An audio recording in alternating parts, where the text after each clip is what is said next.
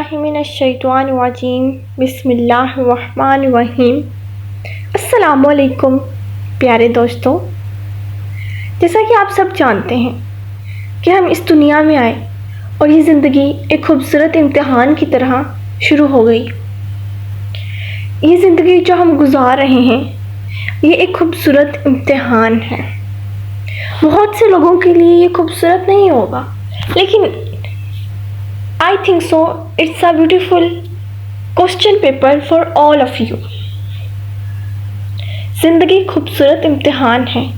ये बात मैटर नहीं करती कि ये इम्तिहान मुश्किल है या फिर आसान। बात जो मैटर करती है वो ये है कि आप इस इम्तिहान की तैयारी किस तरह करते हैं।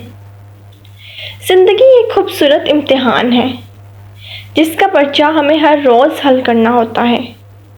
इस पर्चे में कभी खुशियाँ होती हैं, कभी गम होते हैं, कभी मोहब्बतें होती हैं, कभी नफ़रतें और बदगुमानियाँ।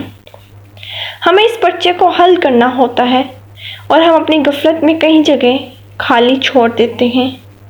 वो जगह जहाँ हमें खुशी के जवाब में शुक्र लिखना होता है, जहाँ हमें दर्द के जवाब में सब्र दर्ज करना होता है। हम वहाँ कुछ भी नहीं करते। ज़्यादा गलती कब होती है? ज़्यादा गलती तब होती है जब हम जगह खाली छोड़ने की बजाय अपनी मर्ज़ी के जवाब दर्ज कर देते हैं और हमें एहसास भी नहीं होता। वही एहसास जो हमारे अंदर ख़त्म हो रहा है। हमें रिश्ते तोड़ते हुए एहसास होना चाहिए, मगर वो हमारे पास होता ही नहीं। हमें किसी को दुख देते हुए एहसास होना चाहिए, किसी की खुशी का मान रखने की हिस्स होनी चाहिए, मगर वो हमारे पास नहीं होता। हम दूसरों के दामन से भी अच्छी चीज़ें नोच लेते हैं और हमें इतना भी नहीं पता होता कि दूसरे की नेमत हमारा दामन नहीं भर सकती। हमारा दामन सिर्फ हमारे नसीब से भर सकता है, जिसे हम खुद ज़ाया कर देते हैं। हमें अब रुक जाना चाहिए। ज़िंदगी पर्चे ला रही है, कौन जाने किस पर्चे में क्या दर्ज करना पड़े।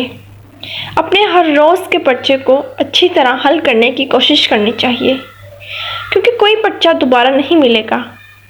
हमारी की हुई गलती भी हलशुदा माजी के पर्चों में से मिटाई नहीं जाएगी। अब हमें समझ जाना चाहिए, क्योंकि इसी में हमारी और हमारे इर्द गिर्द के इंसानों की भलाई है। इस इम्तिहान को हम बहुत खूबसूरत बना सकते हैं। ये हम किस तरह खूबसूरत बना सकते हैं कि हम उसको किस तरह हल करते हैं। बाकी उम्मीद है कि आप लोग समझ जाएंगे और आपको समझ आ चुकी होगी। शुक्रिया।